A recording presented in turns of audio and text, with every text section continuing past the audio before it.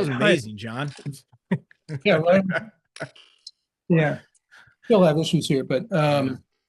hi everybody. Hope everyone's doing well. Hope you're here to draw tonight. We do have a guest tonight. We'll introduce in a few minutes. Just a heads up, what we're doing tonight is we're drawing Barbarians. Just a reminder that everything that we do here in Drawing Hive comes from Visual Arts Passage. And what we are is we're an online educational program that helps people develop careers as artists, illustrators, and painters. So check us out if you haven't before. So tonight, episode 262, we're drawing Barbarians. And we have a good guest for that. So Dolph Lundgren, first up. Second pose, Meg Foster. The third pose, Wilt Chamberlain. And the fourth, if you so to do it, we do two 20-minute poses and one 40-minute pose. Our fourth piece of reference is Grace Jones. All right. All right.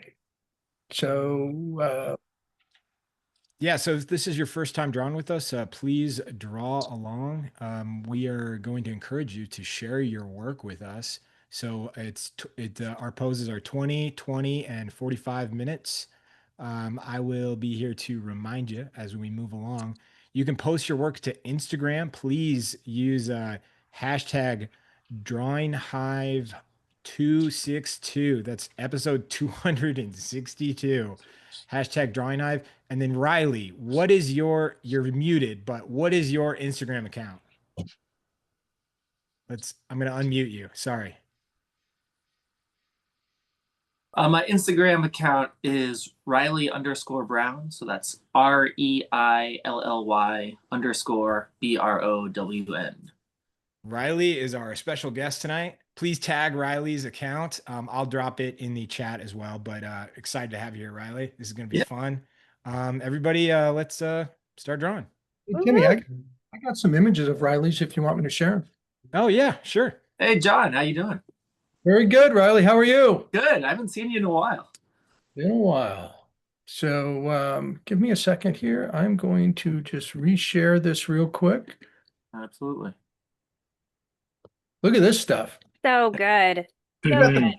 Tonight, we're going to be drawing Barbarians. We definitely have the right person.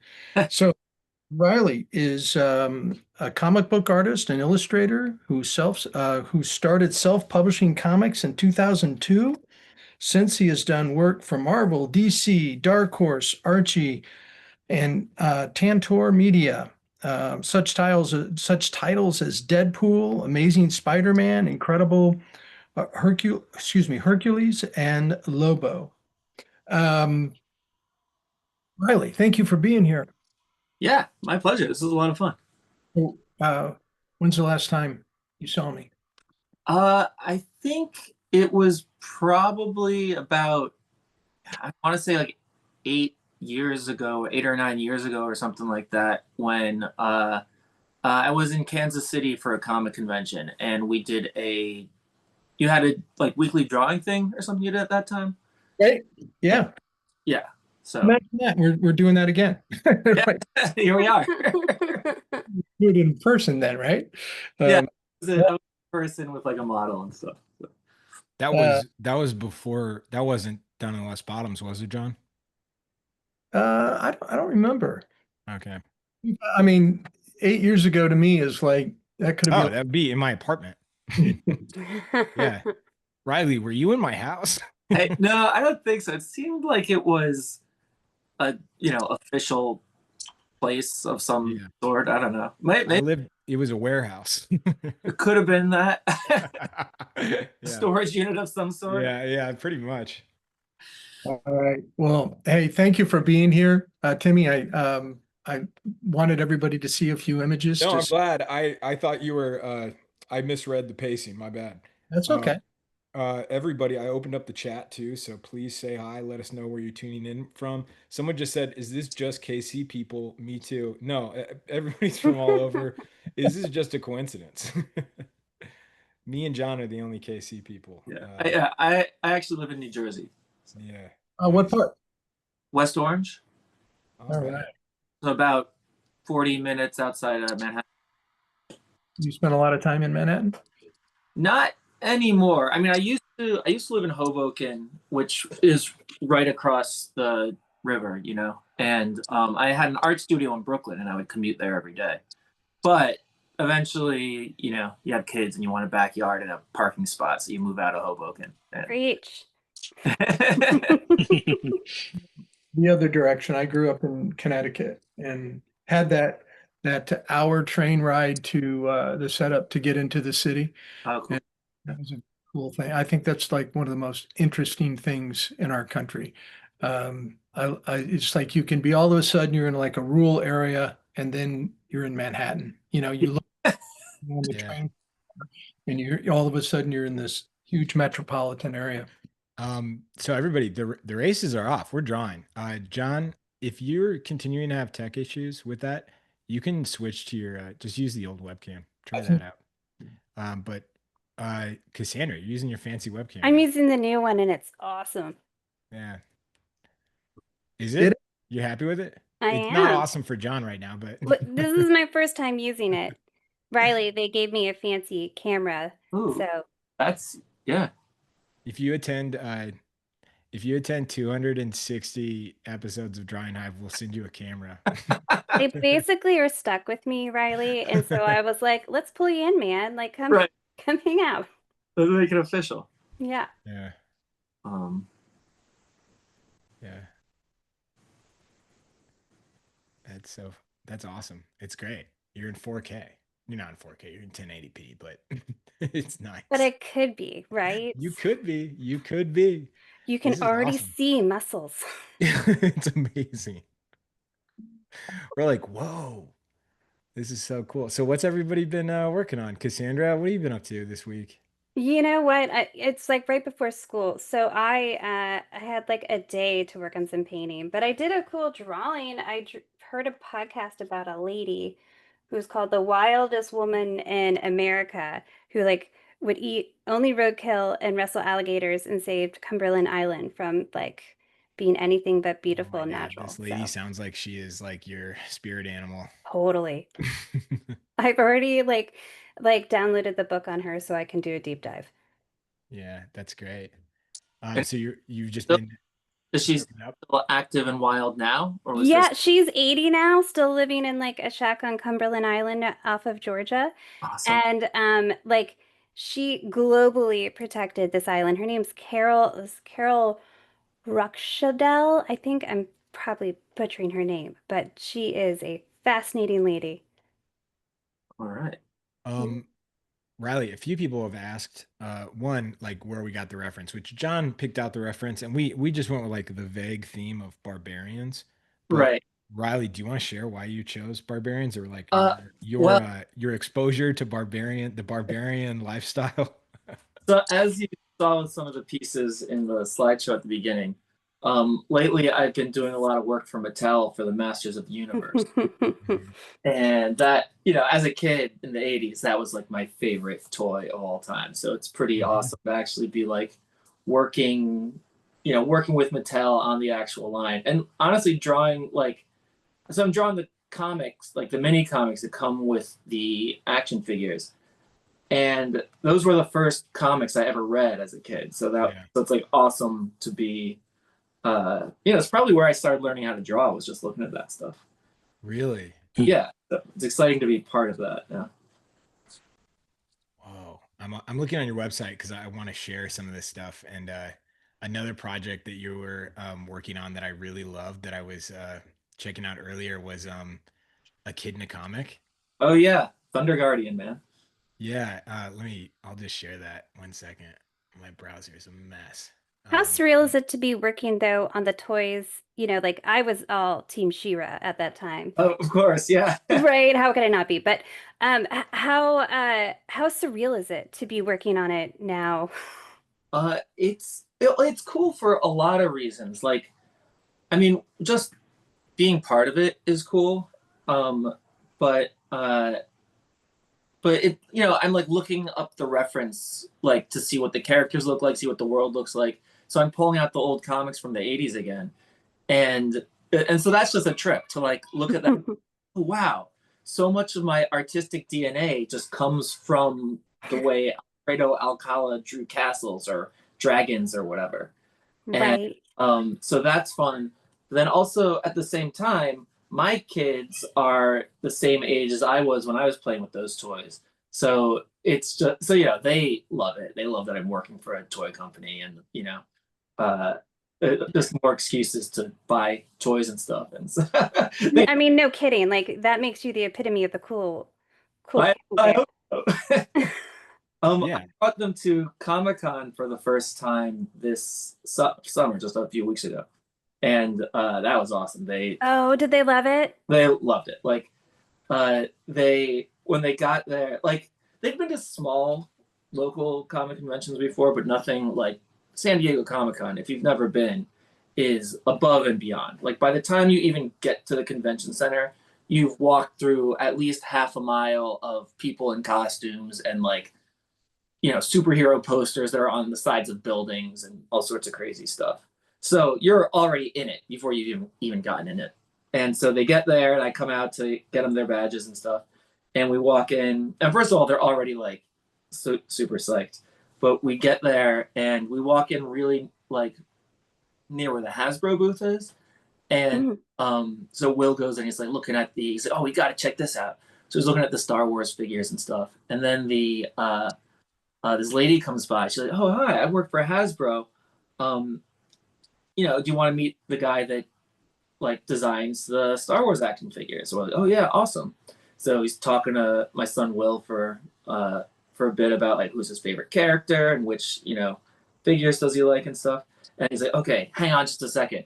And he goes and he brings free Star Wars action figures for my son and my daughter. And so oh my gosh, they're flipping out. They get him to like sign the box and stuff.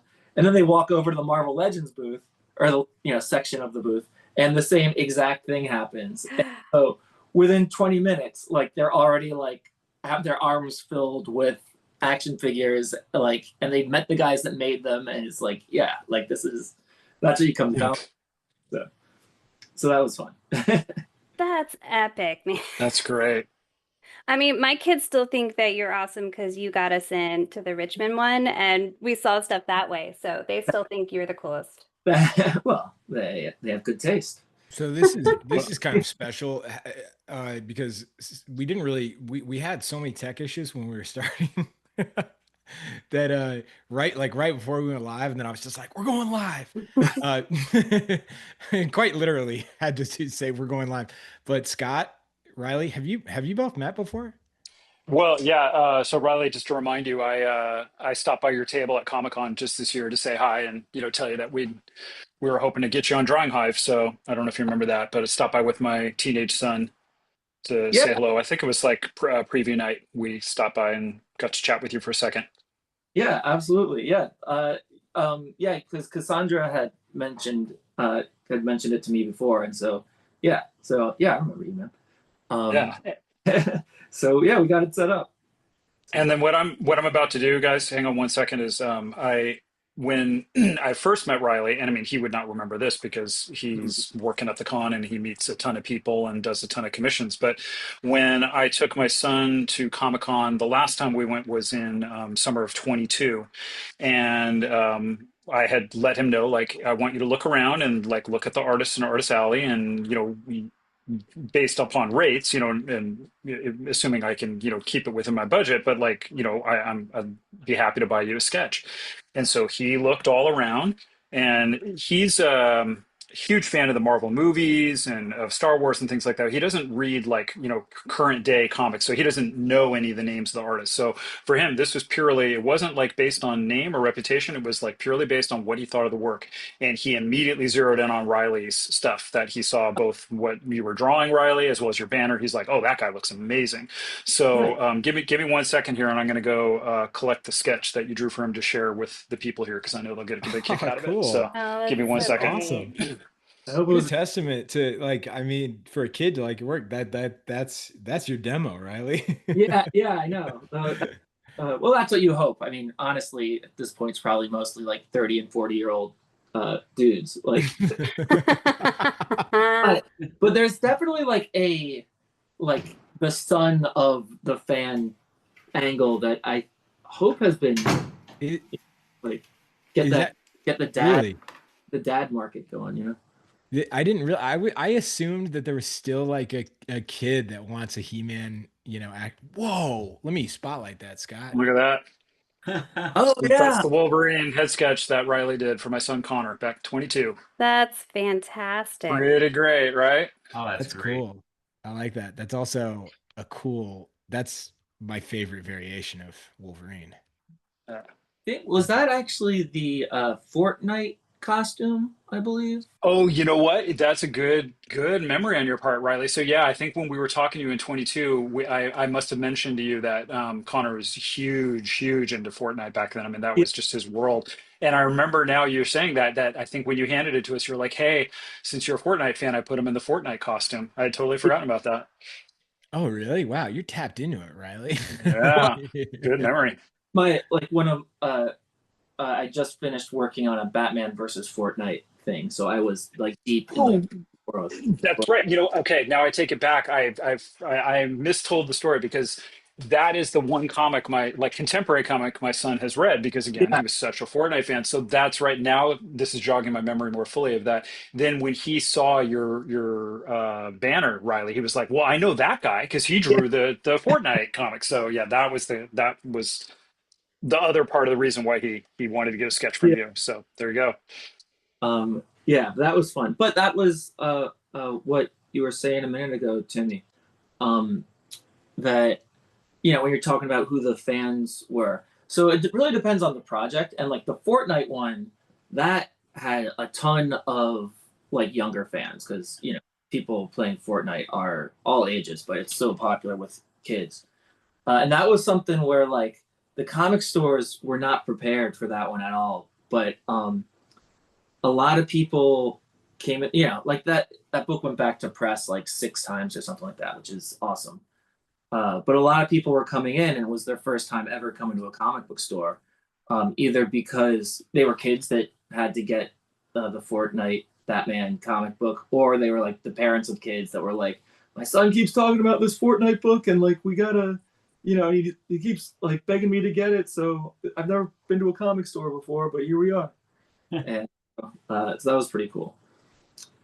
But yeah, every project finds its own audience. Most of the stuff I do is Marvel and DC stuff, or at least targets that audience, which is mainly people that like grew up with it in the 80s or 90s. So especially with all the Deadpool stuff. How rare is it for something to go to press multiple times?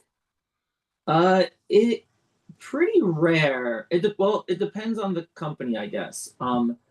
It's always pretty rare, right? Because they try not to. They want the stores to order the exact right amount, so then they don't have to, because they don't have to go back to press again. But when there was so much demand and the stores were saying, "Hey, we're like sold out before the issues even come out, before we even sold a single, given anyone a single copy," then they're like, "Okay, we got to go back to press for it." So. So it's pretty rare, and so that was lucky. That was definitely a nice royalty check on that one. That's epic. Yeah, yeah. Nice to know that that's royalty work too. It Yeah. is. Well, DC is pretty good. DC and Marvel are both pretty good with the royalties, especially DC. Because other companies like. I have a friend who worked on another project that was like, a licensed property type thing. And it did just crazy, unexpected good. It was just selling so many copies. And I was like asking him, because I knew who the publisher was. And I was like, it's rare that they give royalties for anything, but especially I figure something that there's a license involved. Usually the license is going to take the lion's share of the royalty. That's kind of the reason that they're licensing it out. And I was like, it's selling so well. Like, are you seeing any piece of that? And he was like, and I should probably follow up with him. But he was like, uh, we just had this conversation with the publishers, and they're like, it's not in the contract that he was supposed to get royalties, but they were like, it's selling so well, it would be like just messed up for us not to give you something. So Oh, good. I should reach out to him and see like what, did they actually do Follow that? through. Crazy. That's amazing. Because I think it was sustaining the sales. Because maybe if it was like one issue did really well, they're like, we're not going to redo our whole accounting system just for that. But it was several issues in, and they were still doing really well. So the cynical side of me goes, man, that must have been selling through the roof for them to grow enough of a conscience to go, you know what, we can't really live with ourselves without paying you some more. You know what, Scott? I'll counter with this, Scott. The type of person that is greedy enough to be like, no, they don't do any amount. Like they don't call ever. I think that's really, really special. It is. It's not. Yeah. I have, other than like the legendary conversations between like Neil Adams and stuff, like the major comic artists from the 70s where they were first getting these at all. Like I've never heard of a publisher like changing their, like being like changing a contract in the creator's favor after something's been doing well. So, yeah, that's pretty unheard of. But I get, one would even say that it's bad business. It does well. But it's good. Like it's karmic. It's just like good karmic. It's just right. It's the right Well, thing. also I wonder, like, if he's so good and so successful, and they want him to do more, I would think, treat him well and he'll come back. Yeah, you treat people well, they treat you well, and they take care of you, and they speak highly of you. I expect that was probably a big part of it, because he's probably, every other publisher seeing how well that the comic is doing too, and they're like, hey, well, want to come back to drawing, Batman or Spider-Man or whatever, and hey, we'll even give you a raise or like whatever, because it wouldn't, it's like it doesn't get paid that much per page. So if they're like not gonna give him some amount of royalties, because the royalties don't cost anything up front, that's all like found money. So it's like, it's like, oh yeah, if you've got, it keeps them from entertaining other offers, because you want to stick with the thing that is really well, it's building fans and like totally. Well, Scott, to just massage the cynic in you. There's no chance, but go for it. Well, life can be great. But somebody said something in the chat, and I thought, no way. And I did a little fact check, and they were true. Is Nike designed the iconic swoosh for Nike? And this is not a story about Nike being a good company, okay? But Nike had Carolyn Davidson designed the original swoosh, and she invoiced $35 for that design. Right. It took 18 hours of work for her time. Okay. Yep. This is in 1971. In 1983, they publicly acknowledged it. This is over a decade later. And then they gave her 500 shares of Nike stock. That's several million. They basically gave her $4 million. Oh, yeah. Nice. Yeah, no, that story is that's a known one right there. And I also saw somebody in the chat talked about how Neil Gaiman went back and renegotiated for Sam, and that's also true. He also went back to DC when it became a big hit and said, hey, I kind of created this from whole cloth, and we need to work something out. And he apparently got a sweetheart deal that hadn't really been, nobody else had gotten at that point, and he got it based on what a cult following the book was developing. Mm-hmm. It's. Does anyone else know the story of like James Earl Jones getting a Christmas bonus from George Lucas after Star Wars made? I haven't heard that. No. What is it? Voiceovers were part of the special effects budget. Mm. So Darth Vader was like, James Earl Jones was like, "Yeah, I got like $900. It was great. I showed up for like an hour and a half of studio time, and they paid me, more than they like."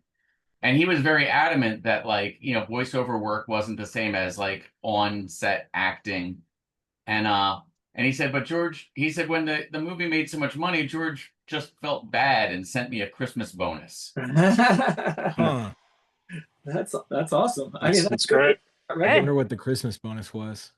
Yeah, I want to know how much that is. I think he said it was like $2,000 or something. Okay, yeah. No. Yeah, not 1978, big. $2,000. 19 win Or though? 1970s, $2,000. Still like nothing. $2,000. Nothing though. But Still. wait. Okay, he must have renegotiated. I can't. Was he never getting royalties? He has to No, be getting royalties. Well, Yeah, he's getting again, royalties. if the contract sort of changed as they went on in the movies, but like further on, but like he said, he was part of the special effects budget, and he did like union voiceover work for it. Yeah, I never thought about that. That's nuts. Yeah, that's tough. Yeah. But he wasn't actually bitter about it. He sort of thought like, well, that was I got paid pretty well for an hour and a half of work. Yeah. Like to him, like Darth Vader was sort of like doing the Bell Atlantic voice for the phones. Yeah, right. And yeah, it was just a day of doing like not even, Right. So he knew that, he like on some level he knew he should have gotten more money, but at the same time he also felt like that wasn't that kind of work. Right. That the gaffer on other shows, like if the gaffer didn't get a royalty, why does the guy who showed up to the sound studio for an hour get it? Right. And yeah, like he's normally probably on sets where he has to like memorize lines, get fitted for costumes, Right. up for an hour, and he's like, "Oh no, I just sat down, read off of a sheet of paper, and then went and had lunch." And everybody also always assumes that people knew how successful something was going to be before it was. Right. And at a certain point, you have to be like, no, I made this huge bet. Yeah. And you weren't part of the risk. You weren't part of you were part of the talent and with the magic that made it work. But like, I'm the one that like, because I see that pretty often with like people being like, but what if this becomes a big thing? Like, I don't want to just get the flat rate. And it's like, well, do you want to take the risk that I'm taking? Right. Yeah. I don't think you do. Because there's a chance I walk away with $0. Well, that's part of the whole a good business model, like it means that nobody has to take too much of a bet, right? That's what they have to say them, and that's royalties are for. So it's like, listen, what you're doing might be worth a lot, but we're not going to pay you now. We'll pay you later if it pay off. So it's always interesting. I work with comedians quite a bit now, and I've worked on at this point now, I've worked on like 4-5 projects that like kind of start going up the pipeline to like certain studio, like people start talking about like, should we make this a bigger thing? And that's cool. Well, I mean, I'm almost doing it as a hobbyist, right? And it's so funny how quickly people start getting cut out of things. Oh, right? Like just like really quickly, and like I've actually heard of some pretty funny people in meetings, like watching something and then like getting to the credits and then being like, who the hell is Timmy Trebon? Like a very particular famous comedian, I guess, said that and made me so happy. I thought it was hilarious. Um, but yeah, I mean, it's been kind of funny because I was talking with a comic the other week about a project, and I'll be like I just do it for fun. So like my whole thing is like if I'm excited about the project, I'll be like, oh well, I just want to grow with the show. Yeah. If it works out, I'll grow with you. If it doesn't work out, we'll just this seems fair, and that's fine. And then we're pretty like I've pretty much learned that unless you're working with like a big company, these like contracts and stuff, they're about as good as a handshake usually, unless you want to spend a ton of money on attorneys and stuff. Right. Yeah. And so I basically would be like, well, I mean, are you going to be a jerk? Like, and it's always kind of interesting, like how much more it's kind of crass I will like legitimately ask, like, if this becomes a bigger project, would you try to remove me from it? Would I hear from you again? Yeah, like, and they'll usually be like, well, what are they become much more honest, which is all you need. You don't, Mm-hmm. That's interesting. Right. yeah. So that's you're just straight up saying like, are you just using me or am I actually part of Do this? you want me to be part of this? Yeah. Yeah. Yeah. And it's, it's interesting. Yeah. Um, I mean, yeah. And everybody, we should move on to the next image. You got 20 minutes on this next one. Everybody on the panel, it looks like Dolph is pretty popular right now. And we are moving on to the next one though. So the panelists are probably going to keep focusing on Dolph. But please keep drawing. Please post your work. It's hashtag Drawing Hive 262. Hashtag Drawing Hive. And Reilly, what was that account again? Sorry. Oh, Reilly_Brown. At Reilly_Brown. Yeah. I'm gonna grab all this and I'll put it in the chat. Cool. John, I don't think.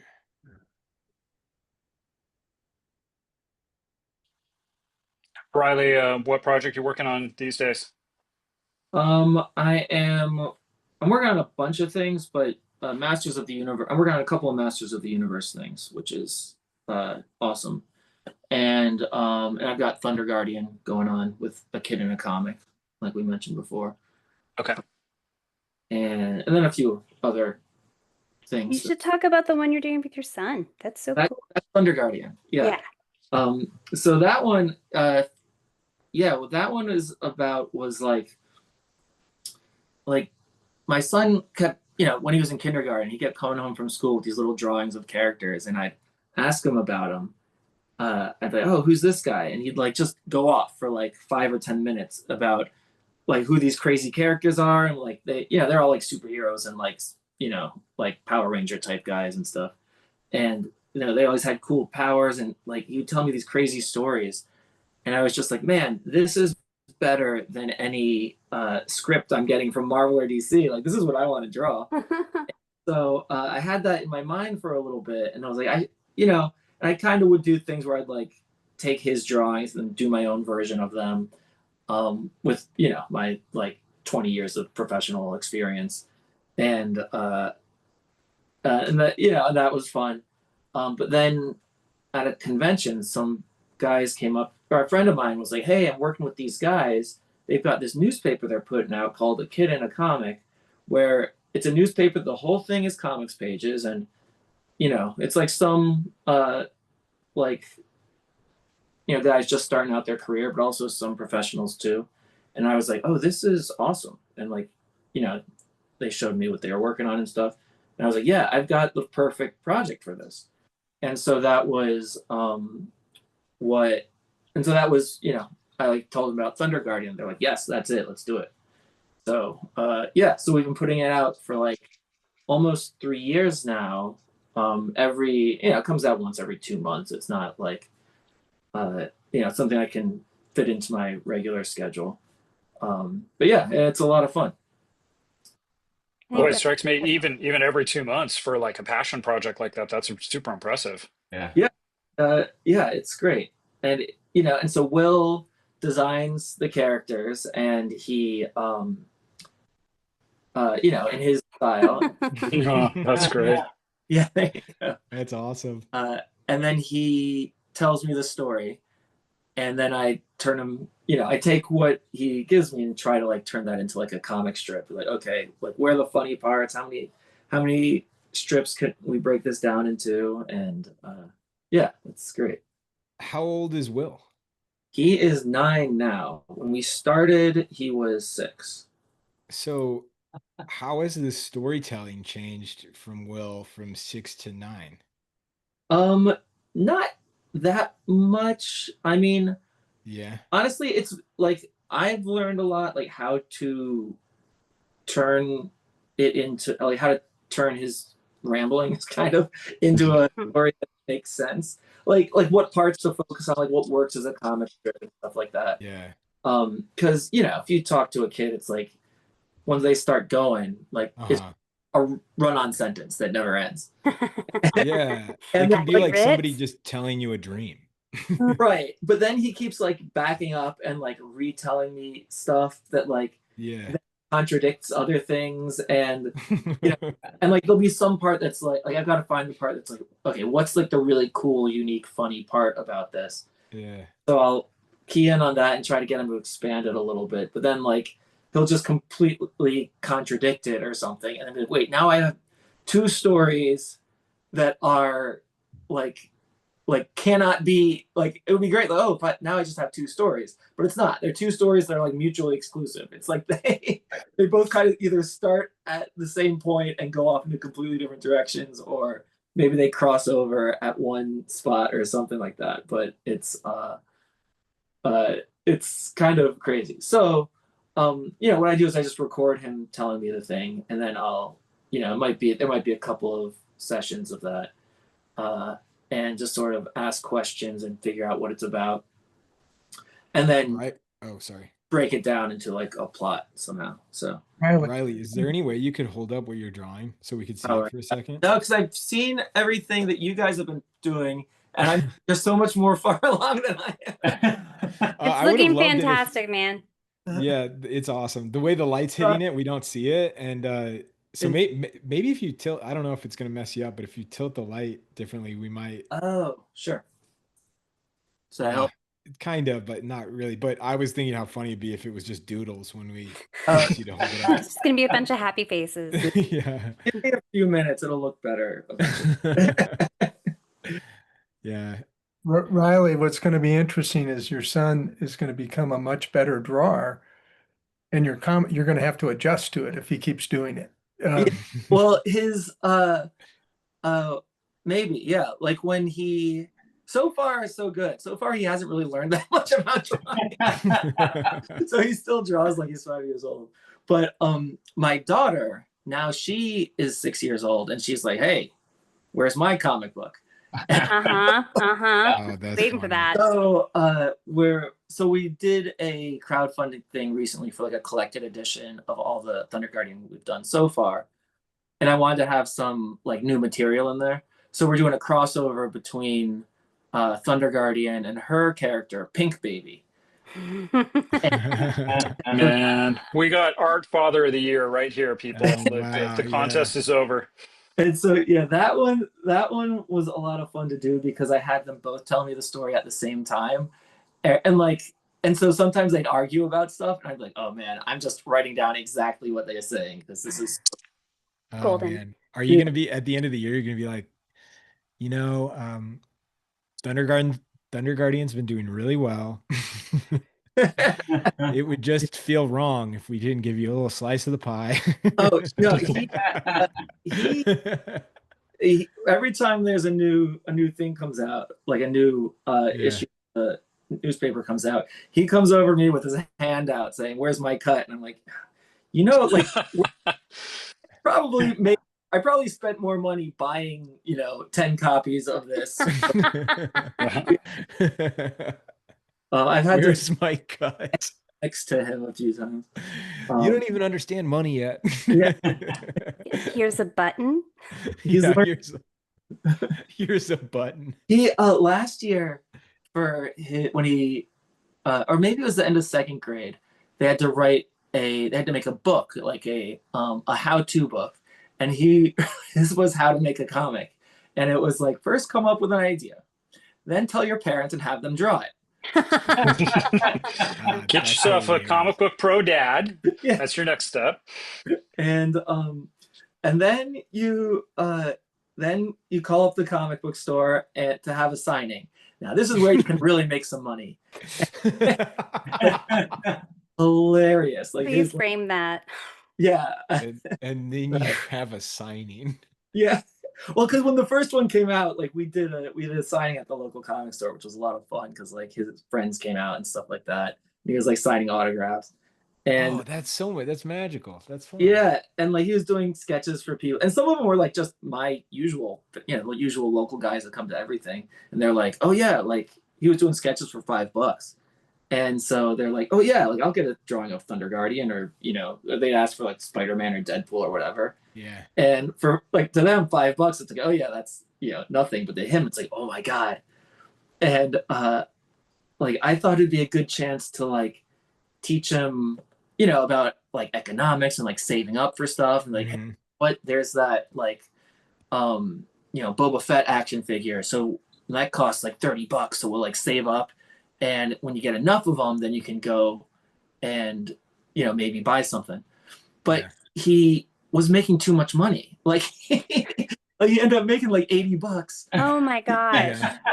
It's amazing. And then he was like, because we also had some stickers and like some prints and stuff Yeah. that we were selling for $5 each. And I was like, I did not charge him the overhead for that. I was just like, that's a deeper economics lesson he'll learn later. I was staying at my friend's house. He lives in Hell's Kitchen in Manhattan, and I saw on their fridge their kid had a lemonade stand, and it made $400. And I was like, What? "What the hell?" Wow. Yeah. Being cute teaches you nothing about economics if you don't stay cute. You know what? You know what it was a testament to? It was a testament to just location, location, location. Yeah. You Right. set a lemonade stand up in Hell's Kitchen, you will make $400. Although some locations, cute kids make more money off of lemonade than others, but I think cute kids still is the business model there. Yeah. You are onto something, I think. My son, I can't even remember what the thing was he was saving up for. But everyone he told, every older relative thought that, it was so respectable that he was doing this the right way and so responsible and so, that everyone just overpaid him for whatever little things he was doing. Yeah. And he made this like obscene amount of money by actually not doing anything other than telling people that he was going to do something. He was just picking up investors. Yeah, that was pretty much it. Right. Exactly. Like he got. Yeah. I had a friend that hired me early on for photography back in the day when I was doing commercial work. And they brought me into a studio, and I was like, "Oh, dude, you're a friend. I'll just consider it like I'll just be here. It's all good." And he said something that really stuck with me, which is, if you can't make money off your friends, who can you make money off of? And I've always loved that. And Yeah. it's so true. It's just like just make a ton of friends. Yeah. That's good advice. It's pretty hard to make money off people who aren't your friends. You can. It happens all the time, but it's harder. Now, if you can make money off of your friend's corporate employer, that's where it's at. And in a way, that's kind of making money off your friends because they're spending social capital on you. Right, know? right. Yeah, but touche, totally. Yeah. John, do you think you're ready for your special? Yeah, I'm gonna With the way tech has been tonight, there's a 0% chance your theme song is gonna play. But we'll do it. We're gonna try it anyway. and then I'm gonna go and do our educational thing. So here's my drawing so far, looking pretty Oh, it looks Here, amazing. I love your let me grade Oh, spotlight school. nice. it since we haven't been able to see it. What kind of are you painting that? What is that? What are you calling that? Oh, that's cool. pastel. Oh, that's great. That's awesome. And then John, I'm gonna turn we'll toggle your video on every once in a while, but I'm gonna turn it off just so the other videos are a bit larger. Yeah, get rid of me, Timmy. That's fine. Well, I'll leave it on for your presentation, actually. All right, everybody, say a little tiny prayer for the theme song. Okay. It was so faint. But it was strong in our hearts. Cassandra. Okay, so Scott, I'm John. really glad you're here, and Reilly, and everybody else, of course, too. But But more me and Reilly. yeah, you know this guy? Oh, Alex, yeah, heck yeah. yeah. Okay, so I thought again, I am not a comic guy or a huge comic fan, except for the way they draw. I love the work that they do. I just haven't followed the narratives for years. And so I'm in the room with people that really know their stuff, and it puts me in a really bad spot. So So I'm going to, and I kind of did this day, but it was kind of a frantic day all the way around for me. So um, Alexander Toth was born June 25th, 1928, New York. He lived until 77 years of age. He moved to Burbank or to that area when he returned from the service in the I think 1956. I'm going to show you. I thought this would be appropriate for tonight, Perfect. and so and there's very little order to this. There's very little knowledge on my part, except I love what he did. Did And, Alex Toth do a Conan issue? pardon me? Wait, is this Alex Toth? Did he draw a Conan issue? Yes. Oh, I didn't know that. That's awesome. I know. I didn't know that either. Yeah, and you see the signature right in the lower left. Yeah. It's pretty wild. Well, never mind asking you guys anything. I'm just going to go hunt. If you did, I'm just Oh, kidding. I can definitely talk about Toth, but yeah, he's. You could This is just interesting. I had not seen Conan work by him before, so this is new stuff to me. So, Toast's work began in the American comic book industry, also known for his animations designed for Hanna-Barbera throughout the 1960s and 70s. His work included Super Friends, Fantastic Four, Space Ghosts, Sea Lab 2020. Yeah, that's correct. He went to school at he's a New Yorker, and so I gotta find my right sheets here. He studied at the School of Industrial Arts and graduated there in 1947. He began working. One of his first assignments was to draw for All Star Comics, and he went on to work for, a number of comics, a number of titles, Justice Society of America, Black Canary, things I'm unfamiliar with. I see some of the work in here. What I take away from it is he was a really good composer, a really good storyteller in simple form. He kind of some of the things I read a little side story about. He was pretty vocal about the pure painted comic that started in the late 70s, early 80s. He kind of was not a fan, to put it that way. But he was a magnificent composer. And you can really tell just from his panel design is amazing. Yeah. Look at the design work in that thing. Wow. Yeah, the way he can compose with ink was just unparalleled. Yeah, he was like it's like an abstraction. It's like a really good abstract painting.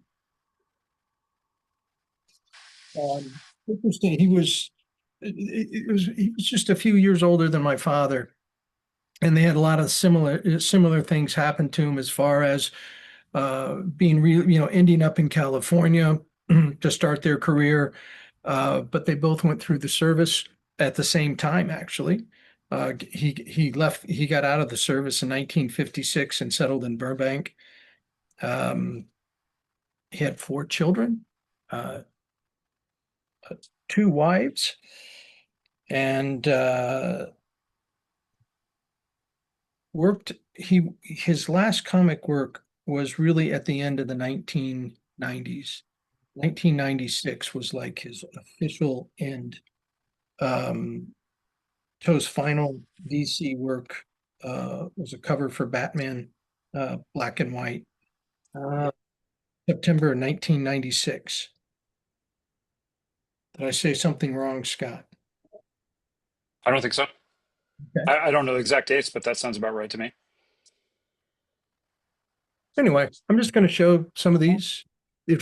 Comic guys are tough to pull work from. That number one, they do an immense amount of work, and it's kind of all over the place, subject wise. If they move from comic to comic, they there's so many people imitating them or doing drawings of their drawings, and posting them. And you got to really watch and make sure you're pulling one of theirs and not somebody learning from them. That's true. Yeah, this is all stellar examples you've pulled here, John. I think it showcases his work really well. Well, thanks. I actually spend time looking at the work. It's hard to absorb. It's like what you did for me for Bill Sienkiewicz. It's like I would have to spend a month to learn what you learned. We're able to talk about him in a presentation. He's done so many different with any kind of understanding to it. Yeah. He did for Hanna-Barbera. He did a bunch of character design. Yeah, a lot of model sheets and turnarounds and all that.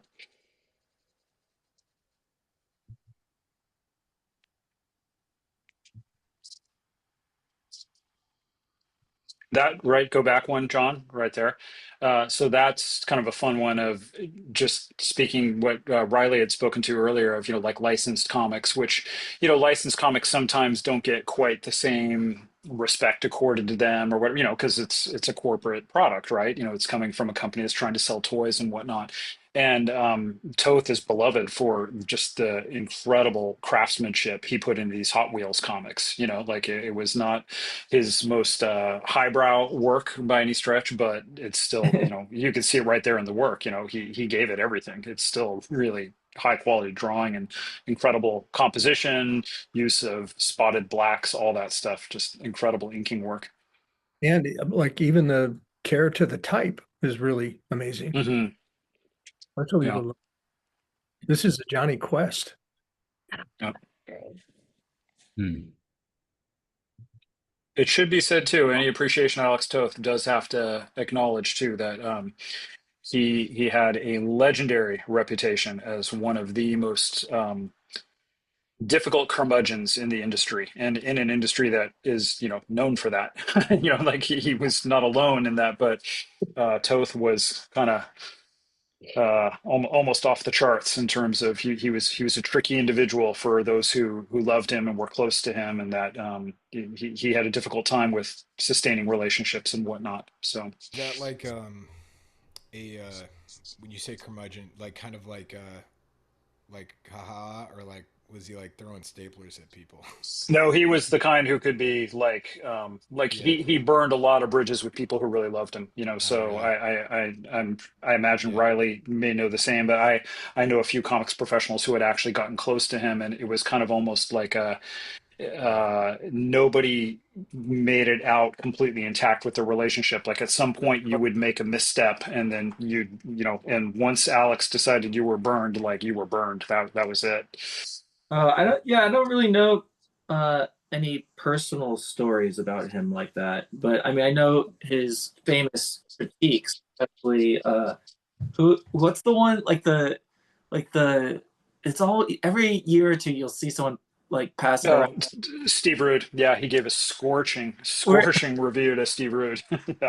like I remember when I first saw that, I must have been in my 20s, like, or maybe like a teenager or something, just an art student, just like reading it and just be like, oh my God, this guy's like, I didn't know who Steve Rude was at that point. And Steve Mhm. Rude, another comic artist who is awesome, but, Mhm.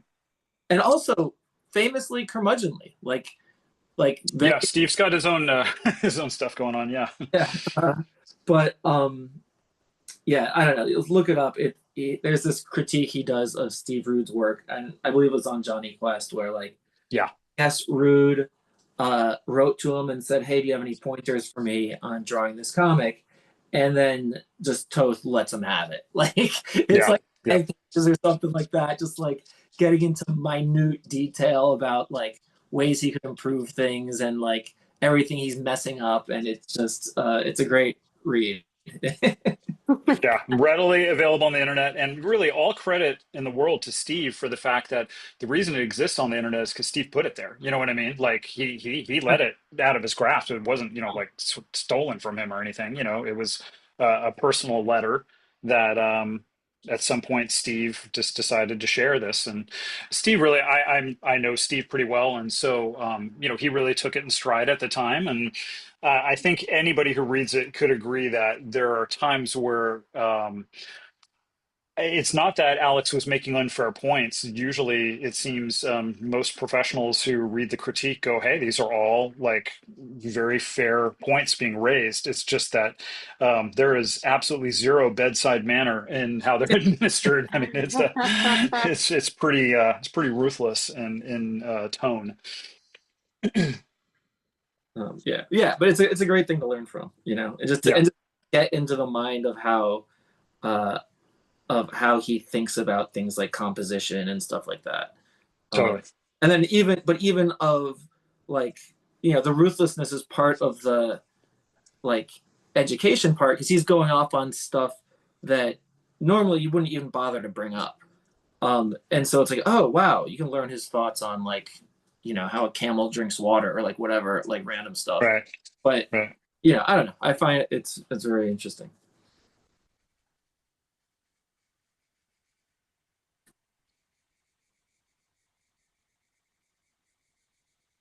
His use of positive and negative space, Yeah. Yeah, just it's just phenomenal. unreal. That's Yep. that it's amazing. That drives me crazy because that's like one of my weaknesses, is having those like big black or white shapes like that. Oh yeah, it's I don't terrifying. tell the heck out of everything. I'd get twitchy if I just had a giant black triangle that takes up like 30% of the page like that. Like, oh, Hmm. you might not know how his cape is folding. I don't know. I have to put the details in. I need Hmm. to know I know how to do this thing that I'm not showing. Yeah. Yeah. Yeah. And so my stuff is all super, super detailed. And but it, like the compositions, you can't like look at that cover. It's so simple, but it's so like eye-catching. It's Yeah. perfect. Yeah. Yeah, the way that Just reads. Scott, I have a question for you. Mhm. He was really introduced by comics and uh, uh, two comics through Jack Kirby. Was Mhm. that a sustaining relationship, or was I'm that sorry.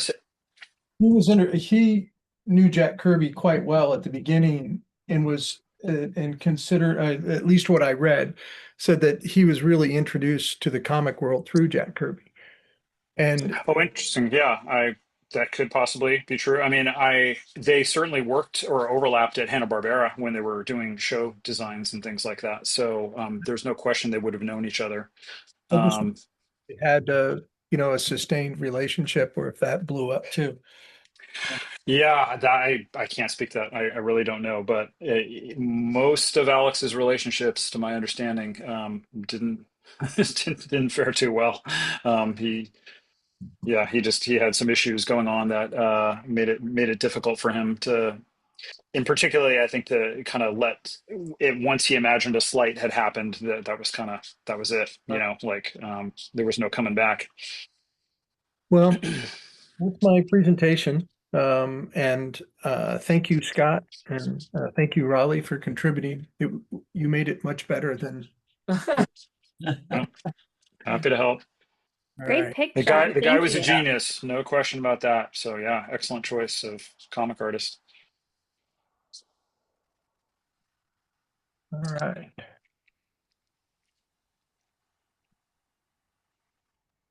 Adam, that's looking awesome. Yeah, it is. Oh, thanks. Wow. Thanks, guys. What materials are you using, Adam? I am using gouache and watercolor. I ran out of paper, so I'm using the cardboard from the back of the pad. Yeah, cardboard. Right. I like how gouache sits on it. I wish I could just buy more of it. It's funny, Adam, I work on these large pieces of paper, large drawing paper. Uh-huh. I save all the backs. I have, they come with 48 sheets in it, and I think I probably have 30 or 40 of them here at the house. Right. That's so cool. I thought I would use them for shipping or something, but then I could send them to you and Cassandra, and you could draw and paint on them. Yeah. Oh yeah, that would feel like, then we'd get down to like our last one and it'd start to feel like hoarders. Uh-huh. Like, no, this is my last piece of chipboard. I gotta make it something good. And then I bomb live here. Completely. I have I a, still have a sheet of really nice watercolor paper I bought in like the 90s that I still every now and then I stumble upon in a flat bag and I just think, nope, still not good enough to mess this up. I have a question. Was the He-Man movie? I know this is super subjective, but overall, was like the He-Man, the Dolph Lundgren movie? Was it good? Oh, Was it? like 8-year-old me is gonna tell you it was epically awesome. Sure, sure. It's important. I would not say that it's not important. I It's can't certainly speak to you important. as an adult from it though. Like Really? yeah. I never saw it. He-Man was like not. I'm Pokemon Wave. Right. You know what I mean? Cassandra, my opinion of it is exactly the opposite of yours. Really? When I was a kid, I was the hugest He-Man fan until the movie came out, and I was just like, ugh, like that, like what that, like there's no, where was Battle Cat? Right. Skeletor didn't have a skull for a face. That's the whole point. Yeah. Like, Oh no, I completely separated the two. Like I grew up watching He-Man in his fuzzy underpants that weren't present in the movie either. Right. I didn't mind that because I was like, he can change his pants, but Skeletor's face changing, Right. that bothered me. I read. I was doing some research, Riley, and I went down a lot of my research was Reddit threads. So, you know, Yeah, Those but I people mean, it's just, objective yeah. reporting at its finest. Well, I mean, you know Oh, what? you're If you're so- gonna do research on comics, you better get comfortable with Reddit threads. Sure. Yeah, but I was I weigh in on this take, which is there's been plenty of bad He-Man iterations. This person's take was there's never been a truly bad Skeletor. You think that one was the one? No, because yeah, well, so I was gonna say when I was a kid, I thought that movie just kind of just it disappoint. It was the first time I ever walked out of a movie theater disappointed. How old were you? I understand what, because people would be like, oh, that movie wasn't so good, and I never understood what that meant until I saw Masters of the Universe. I was like, How old were you? What were you, like 10? 7 or 8, I think. Okay, oh, that's early. Yeah, Riley and I are the same age. Yeah. Oh, my first movie that I remembered not liking was my grandmother was supposed to take us to Teenage Mutant Ninja Turtles. Oh, yeah. And she walked us into the theater, and it was pretty clear to all the children right out the gate that we were in the wrong theater. My grandmother was terribly stubborn, and we were all like, Grammy, this is not a Ninja Turtles movie. And she was like, it is. Don't move. And we watched 45 minutes of Phenomenon. Mm, Like, where are the turtles? Yeah. Oh my gosh. I Yeah, was and told she there'd be just- ninjas. And she just forced us to sit in there, I think out of principle, just being like, if I fold now, then they know their grandmother has been wrong about something. I'm not sure. Wow. See, I feel like Wow. also my take on this just totally proves Yeah. like I wasn't like holding comic books precious in any Ah. way. Like they had a fun trolley guy who was Yeah. sweet, and like Yeah. they had like Courtney Cox who was just like the normal like girl next door who stumbled into this crazy situation. Like I don't know. So I feel like that's why I have the wrong perspective, because anybody that held any hint of preciousness to He-Man was just like, no, wrong. 100%. And also, that's back when studios didn't care at all about Right. what the Yeah. fans thought, No, right? right. Right. Yeah. I had the same reaction as you, Riley. I saw it as a kid and remember just going, "What is this garbage?" And Yeah. that I don't know if it was the first movie that like broke my heart, but it was one of the first one. You know, one of the first ones where you start to develop some critical faculties and realize that that was not good. Like I did not like I'm that. glad we could have you guys draw it. I I still liked it. I started nitpicking it, right? Like I started being like, well, because I really wanted to like it, you know. And I was Yeah. like, well, Oh, me too. Yeah. like He-Man looked pretty cool, you know. Like I could buy him as He-Man, but then I was like, but this one thing wasn't as good as it should, and so maybe that really kind of jump started something in my mind on how to like. I We mean, should have just been okay with trolls. I don't think and that I But knew. I was gonna say Yeah. like, but now when I watch it, I think it's actually kind of a fun '80s, action movie. Jaunt. It's Yeah. because it brings you back to the era so much. Yeah, but I mean, it's not. It's a movie, and it's good. What's his name? Who plays Skeletor? Actually, does a really good job. It's Oh Frank yeah, Langella. he's a great Skeletor. Yeah, despite the fact that he has lips instead of. Yeah, exactly. Well, what is like the best? What do you think is like the best representation, either in print or film or anything, of He-Man?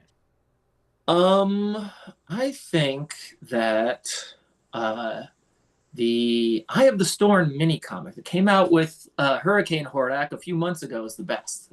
That one's mine. That's a good question. I think that you could do we can make this two versions of the question. You could think about general consensus and you personally. well, I mean general consent. What is the general consensus of what's the?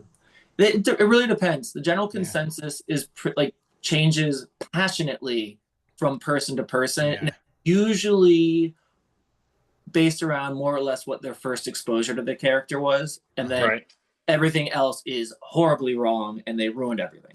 I see. To me, I think that probably the best overall interpretation would be the 2002 cartoon series. Oh, really? Cool. I think the animation's not as. That's the Skeletor that I know. Yeah, the designs were awesome. The designs, like by the Four Horsemen, were just fantastic. Like the toys that came out around then are some of my favorite toys ever. But the story in the cartoon, like they're actually trying to tell like a definitive He-Man story, and they had and it's they made some choices I don't entirely love, but I think that like I appreciate their effort, and they stuck to it pretty well. Then I would also say that like Kevin Smith's recent animated series is not like there's definitely some parts of it that like really bug me, and so I can't say the whole series is fantastic, but there's a few episodes in there that are really, really good, and I'd be like that. If everything to do with He-Man was like that, then like this property would be so much better. Like well, when I messaged John, like we're doing Barbarians, John like did some digging. He's like, oh, like he asked me, of course, like there's a new one coming out next year, and I was like, don't touch it, like let's not, no, like we're doing some Chris Hemsworth thing. And then I was thinking about it, like I was just like the concept of a barbarian is so open. I was just like, if you're a big studio, I guess I understand they purchased the IP and they want to like put it to work, but then there's a part of me that's just like, they would be so much better off just like coming up with an original barbarian-esque story, putting Chris Hemsworth in it, and just it's not Hemsworth. It's some other. Is it not? It's not him. Chris Hemsworth he's attached to some G.I. Joe movie that is kind of stalled out. Oh, I see. Anyways, I was just thinking, like, if you just made like a barbarian-centric movie, you could swoop in, you could still get the nostalgia of it, and not deal with people being like, you just destroyed my childhood memory. Well, I don't know. It's like Netflix is doing it or something, and I don't know. Netflix really loves He-Man and keeps trying to make it happen, because this will be their third He-Man thing that they've done. Yeah. Okay. I gotta say, my girls have loved the She-Ra cartoon. Yeah, that was the first one they did. Then they did the that was great. Of course, because they had the CG one. I forgot about that. But yeah, the She-Ra one is really cool.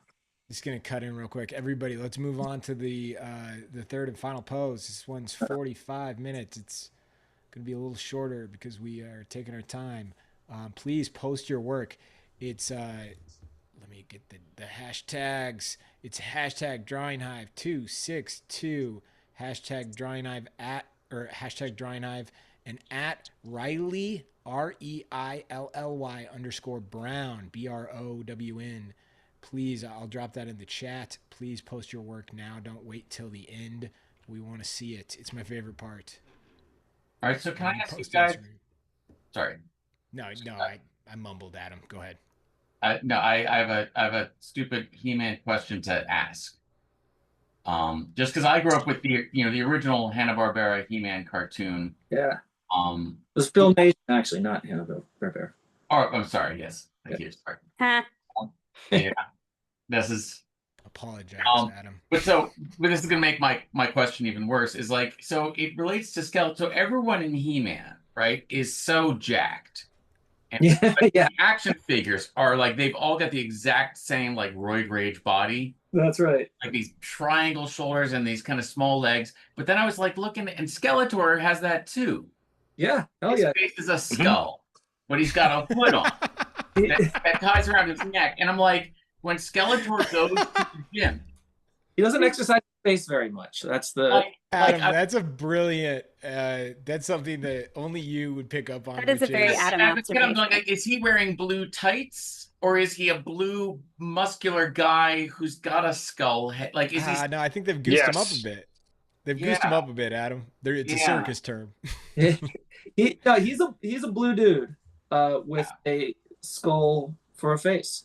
He's from another dimension where everybody looks exactly like him. They all. But where does the transition from skeleton to muscle man begin?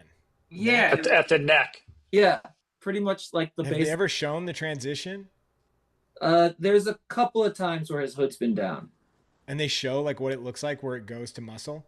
I mean, it's not as interesting as you would think. It's more just nonsensical. Reilly, I think it's fascinating. It's morbidly weird. But, yeah. Oh, but then okay, so what you were asking before, like what's my ultimate like He-Man thing?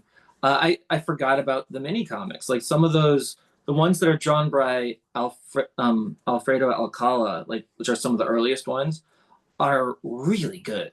I mean, the stories, a couple of them have really good stories, but the artwork is fantastic. Like, and they're like, that's where some of the designs like Skeletor and stuff, like they get really, because he draws them like sort of like extra weird and like, you know, creepy and cartoony, and I don't know. It's I definitely think that if you see it, you know, one of the collected editions of like those old mini comics, it's worth checking out just for his stuff because man, I love his artwork, and the way he draws skull people is so freaking cool.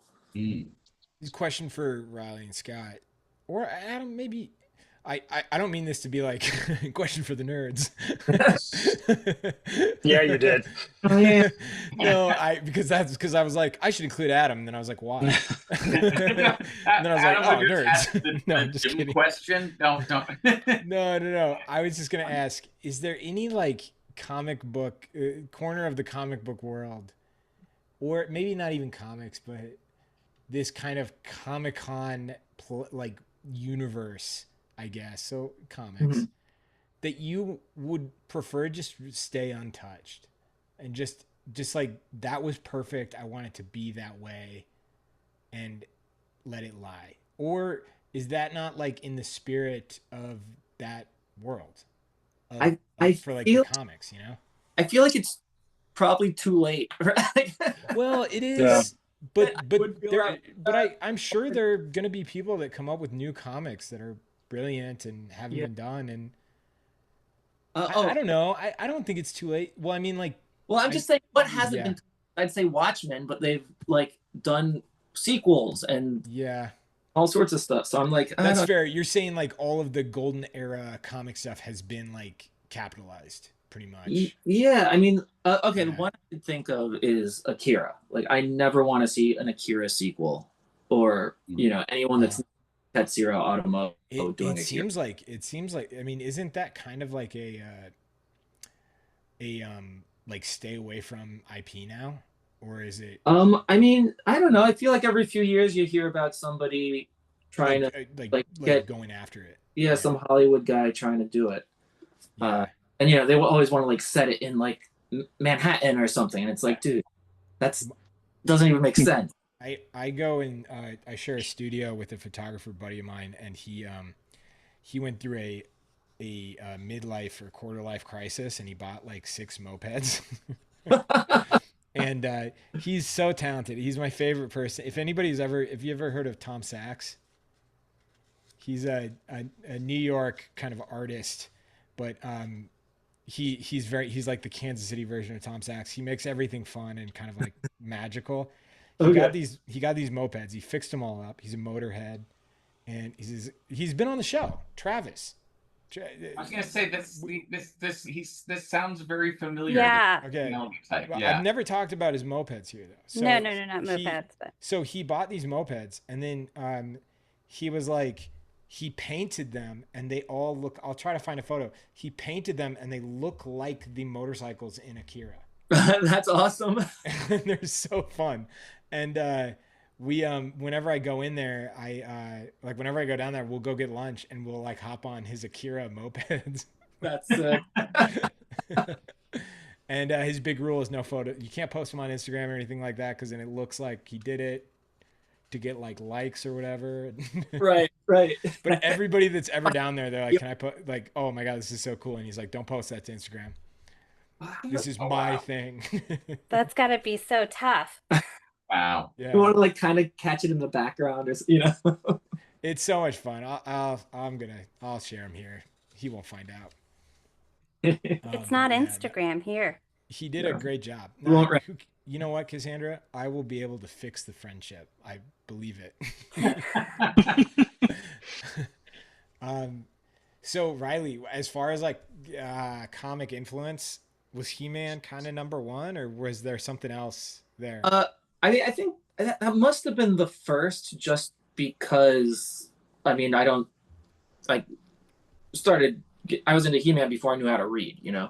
So but then like as I got older, like the Marvel stuff really, like Spider-Man and X-Men especially, were yeah.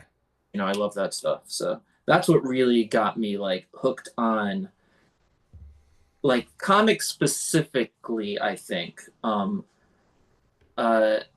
I think like the He-Man stuff probably made me want to learn how to draw, but then it wasn't until middle school when I was getting into X-Men that I was like, oh, comics, that's the thing that it is that I want to draw. Wow.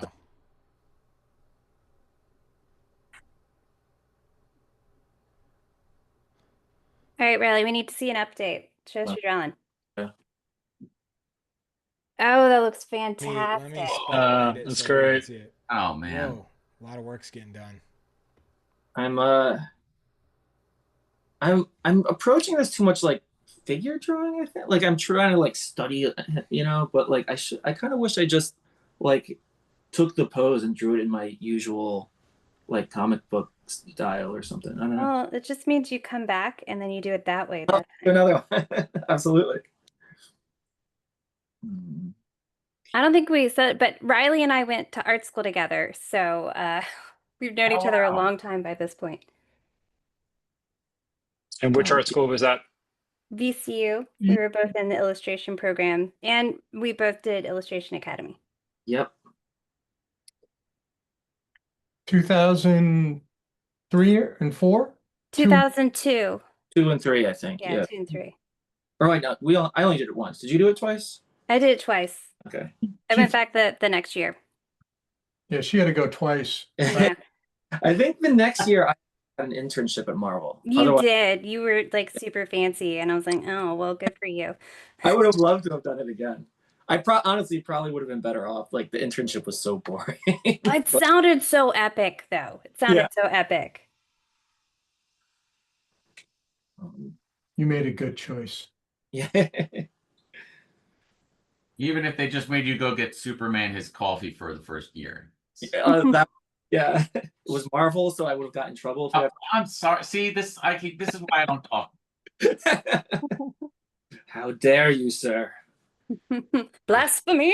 Yeah. So Reilly, was George Pratt just visiting when you were at VC when you Yeah. went to Academy. I missed that. I think that was the session before me or after me or something. Because No. He was there. He was just like, he just dropped by to see what the Illustration Academy was about. Oh, He was okay. just hanging out. He dropped by with Greg Spolenka, stayed Oh. for a week, and came back and stayed for 5 weeks. He slept on my couch. Oh, wow. That's awesome. Wow. That's the first time I ever met him, too. Crazy. I love the way artists do crazy stuff like that. It was funny that the first time we went to lunch, a bunch of the Academy instructors, and George was introduced, he introduced himself, or we introduced him to everybody, however it worked. And you could tell, like, from that moment on, Gary Kelly leaned into me and he said, "I think we met our newest, bestest friend." Do you stay in touch with him? George? Yeah. Oh, yeah. He was, yeah. They're like best friends. Oh, that's cool. Yeah. He was just at John's house just a couple weeks ago. Oh. I was just gonna say that wasn't the last time he slept on John's couch. Right. Sometimes I'll get George Pratt spillover and he'll stay on my couch. Yeah.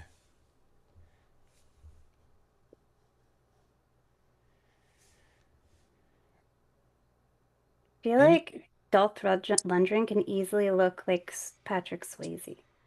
I think it's the hair. It's the mullet. It is pretty astounding that they were able to build that level of musculature in the 80s. I mean, they were doing it in the 70s too, though. Yeah. But okay. It sounds amazing in the 70s too. I get it. I go to the Yeah, I guess that it's just like, how did you even, it's like, I guess I don't know. I mean, I'm sure that there was just the level of steroids. I mean, they were tapped into some. Yeah, right. I have an illustrator friend who was a former professional bodybuilder. Yeah. And he was like in the sort of like all natural line of it, but he can just recognize steroid belly at like a glance. Oh yeah. Well, yeah, somebody in belly, the belly shows it. Yeah, if you look at it this, extends. he's got this amazing six pack, but it bulges. Yeah, Cassandra, that's a steroid. I always assumed that was like someone who exercised a lot but also drank beer or something. No, right. It's not how it works. If you do that, you just look like me, Reilly. No, you don't get shredded and then just have a bulge around your belly. No, Adam, you're right. I just it's still pretty astounding. Somebody there were like parentheses steroids. Yeah, it's still impressive. Steroids is not the magic bullet. I mean, like, if I did steroids, I would not just become shredded. I would just probably look like mildly better. Yeah. Oh my goodness, I got the belly and none of the muscles. Come on, man. Adam, you know what? I would for sure get steroid belly. if they worked like that, I would do them. But yeah. No, I've had the chance. I've had the chance to have some friends that have done that. Well, now you call it tea, and that's right. That's what's made it a little bit more accessible. But yeah, it's such an educational experience here at Drawing Hive. Yeah. Now you can get it through hymns or something probably. That would be so cool if that was our first sponsor. Is like testosterone with hymns. It's just like the worst matchup of people, and product. I don't think we're too far from that sort of era, just based upon the sort of like Instagram comments I get from supposed influencer bots. Oh gosh, like, those things are ridiculous. But what I love about them is, like, Cassandra, you probably get these kinds of things too because you draw quirky animals. And I always get these like, we'd love to feature your fur baby. Yes, all the Twice. time. And I'm like going, but all of my dogs are alcoholics that walk on their hind legs. Like, I was they're like, not- you mean the emu that I just posted? it's right, right. Oh my gosh, yeah. You know, or like, you know, some like, you know, whiskey connoisseur thing that, you know, wants me to like mention them on my next whiskey post. I'm like, but again, my whiskey posts are all like a rhinoceros in a field of rye drinking rye. Totally. It's not. This is not actually how you're going to advertise anything. Yeah, they just follow the hashtag, you know. They don't. Yeah, but so I figure it's not. We're not that far away from getting the right sponsorship deal from all the wrong people. Adam, We just need to keep the voice recognition going, and they're gonna. I'll roll over and so fast I'll be like, this episode of Drawing Hive is sponsored by DraftKings. I'll be like, yeah, I hope you don't have a problem. Right. And if you do, it's not ours. All right, let's go. No, I'm kidding. I would never accept a sponsorship from gambling, but I do think it's funny to joke about. Yeah, no, it's I don't know, it's just amazing. You look at the musculature of like athletes from that era, and you don't see it as much as it is now. Right. Oh yeah, yeah. Well, I feel like, yeah, people have, you know, I don't know about the drug situation and the No, I don't either. Yeah. but I feel like people, because of all the social media influencers and stuff, people have gotten like really good at certain things, you know, and like fitness and stuff. People take it really seriously, and like, you know, kind of they've raised the bar or whatever. And Yeah. they do all this science, you know, they got to, like, they really pay attention to like what they eat and how many, you know. Oh my God, yeah. It gets like crazy. Macronutrients. When you talk to someone about it, I'm like, man, I was hoping you would just tell me like to do, you know, 100 push-ups or something like that. But you're like talking about molecules and shit. Yeah, Yeah. macronutrients. Yeah. Yeah, like the minutia of like the scientific side of it. You know what it reminds me of? There was an episode of this magazine called American Heritage in the 90s that was it was dedicated to how chicken became America's like go-to food. Mm-hmm. And the magazine itself took 3 newborn chicks, and they fed them like the 1920 farm diet, the 1950 diet, and the 1990 diet. Uh-huh. Oh, And interesting. the first one was still a chick. 1990. The second one was this Pop weird. Tarts, right? The second one looked like a fighting cock. It was this scraggly, lean, pointy thing. And the third one just looked like Foghorn Leghorn. And it wasn't that they drugged them, they didn't give them hormones, it was just what we had scientifically figured about what you needed to make what nutrients made fat chickens develop earlier. That's interesting also, because like it's kind of crazy because you think about it this way. There's like no way to see what it looks like because we've engineered that out of them, you know? So like, Right. like even that study, like it's like those chickens were different. You know what I mean? The reason I thought about it is because I used to work at this photo studio. There was a retoucher there, and they were doing very well. Like it was like a major retouching studio, and she became obsessed with getting a pet fox, right? Oh. And Is this where like the foxes have floppy ears or something because they've been bred to be not bite people? They've domesticated foxes. Yeah. In Russia, and this is 7 or 8 years ago, so you could still get foxes from Russia. and you know, people were just like, huh, that's weird. There was no, you know, like, what are you doing? But anyway, she told me, she was like, yeah, the foxes are domesticated. And I was like, domestication takes like, I think that takes like thousands of years. How's that? and there's Right. like no history of foxes. And then I remember being like, I got a feeling that you're not gonna like the way that they probably had to domesticate the foxes. And I like Googled like how do they domesticate foxes in Russia, and you're like, yep, you're not gonna like this one, Natalie. Oh. Yeah. It's not pleasant. Um, but yeah, It's not 100 generations of snuggles. no, it's not. It's not.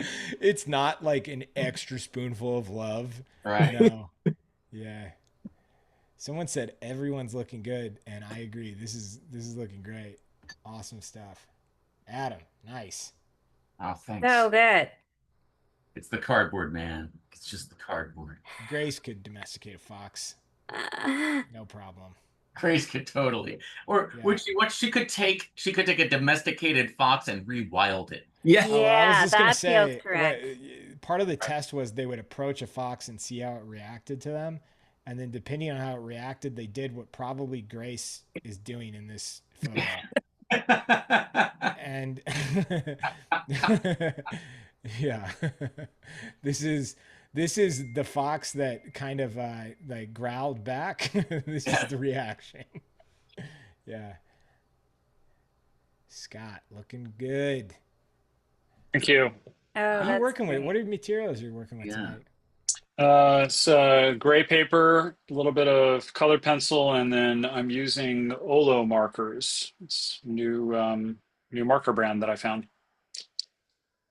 Hmm. What kind of markers are they? They're just like Copics. Oh, okay, They so had like an they had a alcohol pretty marker? yeah, it's an alcohol marker. They had a really big booth at, well, not really big, but they had a substantial booth at Comic-Con this year, and I just happened to pass by, and one of the guys working the booth was the founder of the company, and so I started asking, just questions, and next thing I know, he sold me enough on it that I thought I'm going to give this a try. So Awesome. this is like this may be my second piece I've done with them, but yeah, so far I like them a lot. That's cool. It's looking good. Thanks. Cassandra, are you on the grabby train tonight? Yeah, I also was trying a different one. It does good color, but I can't get detail with it. And my Dolph looks like Val Kilmer now. I don't know. But you know what? It's Hmm. still like on brand, you know? Yeah. Yeah, as long as he's, I keep a six pack and he's got his little pants on, we're good, right? I love it. That's looking great. Thanks. Uh, nice. It's a fun one. It's you know who's kind of the yeah, you've got Dolph, you got Val Kilmer, and then today's version of Val Kilmer, I think, Austin Butler. They could be Austin Butler right there. No, I could Nice, see that. nice little I face mean, swap. he's gotta lift some more to get to this place. I would agree. I would agree. On the topic of lifting more and taking yourself to the next level, um, Ooh, good I want to pivot. let people know that we are, if you don't know, Drawing Hive, what you're tuned into right now, is sponsored by Visual Arts Passage, not by like Uber Eats or DraftKings. It is sponsored exclusively by Visual Arts Passage. We are an online art school and we focus entirely on career development, particularly portfolio development for illustration and painting. So, if you want to work in comics, if you want to work in publishing, or if you want to get your work in a gallery, that's entirely what our classes focus on. There's a wide range from if you're just getting started and you're learning, you love to make art, you love to make images, but you don't know how to make a career of it. So you're just starting to like kind of explore this, or if you're out of art school and things aren't quite happening yet and you're trying to figure it out, we have classes for you. No matter where you're at in that like between those spaces, and the whole goal is all of our classes, they're delivered live, they're online, they're fully immersive. They're not like this at all. This is much more like a podcast hangout. Um, your class, they're small. They're usually about 10 students, and you're going to have a personal relationship with your instructor where they're going to help you figure out what you want to do if you don't know yet and how to get there, how to make it happen. I am really excited because we've got an awesome lineup of artists teaching with us this fall. And the early bird enrollment opens on Tuesday next week. So if you are thinking about doing this, early bird enrollment's when to do it. It's $200 off. It's the cheapest you can sign up for our classes. And we've got some awesome classes coming up. Every class has a guest speaker. We got CF Payne, Rochelle Baker, who I'm really excited. If you don't know Rochelle Baker's work, I'm just gonna do a quick screen share. Nobody can. Please Y'all are visual learners. I gotta remember how to do that. CF Payne's coming. Rochelle Baker's awesome. Kyle Webster, Iris Compiette is coming back, which is very wonderful. exciting. And then we got two mystery guests right here. Might be hitting you up, Reilly. But I am really excited for this semester because we've got a new teacher teaching with us. I'm really excited about this. We rotate out our artists, so every couple of years we got to have a new teacher come in to teach a class, and this is exciting. We've got a young gun on the list, a very young gun, and it is like super exciting because they are at the top of their game right now. Let me see if my webpage will load. Oh no, Zoom's slowing it down. This isn't how it was supposed to go, people. Anyways, it's Nate Schweitzer. Awesome. Yeah. I was guessing it was going to be Nate. Yeah, well, you know why it loaded slow? This little GIF right here. But yeah, I'm really excited for it. Nate's an absolute beast. He'll be fantastic. He's amazing. So Nate's teaching ideation and visual development. Nate's a former student of ours. And he's out of Chicago, living in Brooklyn, New York right now. He's winning awards from the Society of Illustrators, 3x3 magazine. You've seen his work in Rolling Stone, on the cover of Sports Illustrated. I mean, look at this. It's beautiful. But yeah, we got a lot of talent coming in the door. I'm really excited. So go to visualartspassage.com if you want to learn more. When does the new semester start? Oh, new semester starts October 4th, Cassandra. Thank God you're here. Classes are on Saturdays and Sundays, and yeah, it's designed to be taken by people who have jobs, who are in school, who have commitments. It's built to be part of your life. That's the whole goal. It's built to be accessible to anyone, anywhere. So if you do have questions, because I understand it's always a big commitment, go to visualartspassage.com. Shoot us a message. You can call the phone. You can email. It goes to me and John. We keep this school small by design. We believe that that's what a good program is. It's small. It's intimate. You know your teachers. You know the program directors. This is not a Russian fox mill. Good time. We want to know our students. John and I aren't just like running at art students to see if they leap or they bite. It really is. It's all about the relationships, and because that's what we see. We notice, you notice commonalities with people who succeed, right? People in your guys' industry who succeed, they have good relationships, they have supportive communities, and so that's what we're trying to do. So, yeah, go to visualartspassage.com and check it out, learn more, reach out if you have questions. Got a couple things I want to say. Yeah, go ahead, John.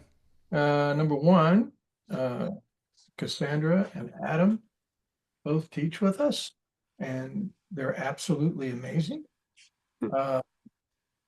Adam teaches a process skill and craft class, which is kind of the learning to be a constructive picture maker, learning how to work with an art director. What is the process you need? And then all kinds of technical skills layered into that. Nate's going to be teaching an ideation class, which is about problem solving. And then I teach a portfolio class with a number of 3 other additional artists. Am I allowed to talk about that? Yeah, I think so. Yeah. Well, yeah. Did you scare them off? They're coming back, right? Yeah. We got a couple of 3 amazing illustrators and artists that assist us. Audrey Benjaminson, Dale Stefanos, and Sterling Hunley. Pretty rock star lineup there. Yeah, and the goal of that class is to be able to take those first two classes and put it to work to make portfolio pieces. Yeah. And I really think that's the what makes our program work. Our focus is on portfolio, and we help our students identify what and where to go, what consists of and makes up a good portfolio aimed at the direction they want to go in. And we've been doing it a long time and it works extremely well. Cassandra teaches in our fine arts program, and Cassandra, you can say a couple of words about it if you want, but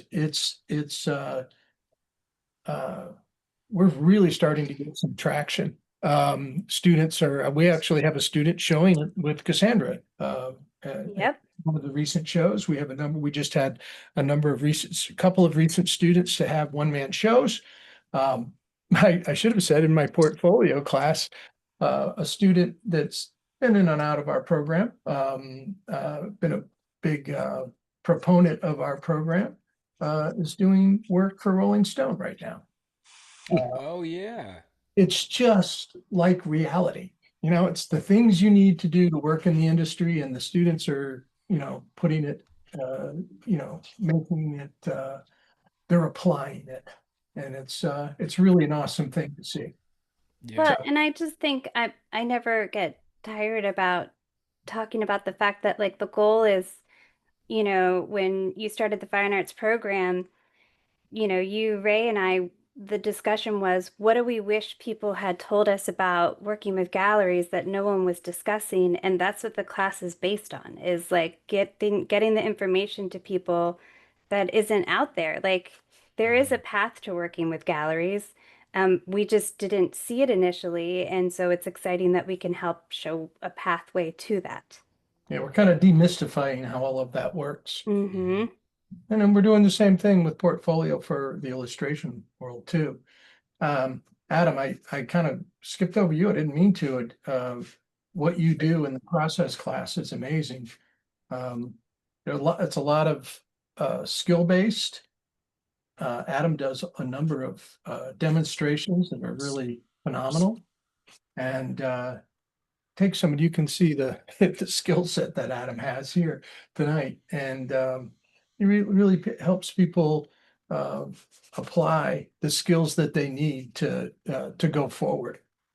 Yeah. Yeah, and it happens in a very sort of self-paced, approachable, I dare say enjoyable way. Timmy has pointed out before that I'm incredibly silly. Which What? I find is an effective way of delivering important information. It's all very well It's a honed. good that I say it as a compliment. Um, and then somebody asked this, and I'll say this, and it'll be the last of it. Is somebody asks, is this a degree program? It's online. It's not a degree program. It does not need to be a degree program. For you to succeed in this industry, you do not need a degree. You need the information and you need the skill. If you have an opportunity to get a degree, that is great. New York Times just recently reported Gen Z is the first generation of graduates where those with a Bachelor of Arts are earning the same as those who do not get a degree. Wow. And so there, and when we have worked in the degree world, the guardrails that are placed on a school, they'll say, you want to teach animation? That guy that works at Pixar, he's not good enough to teach animation. What does he know about animation? He doesn't have a doctorate or master's in it.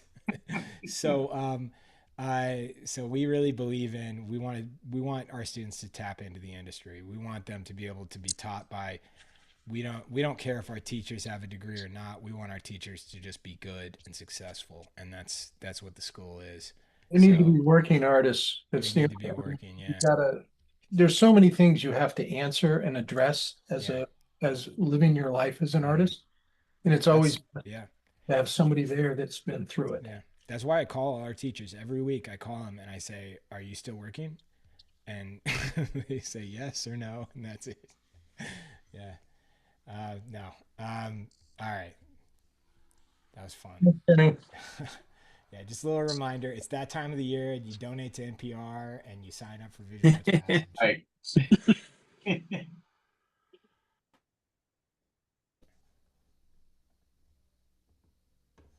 Man, Cassandra, He-Man's looking great. I love it. Oh my gosh, I feel like these markers are meant to draw this guy.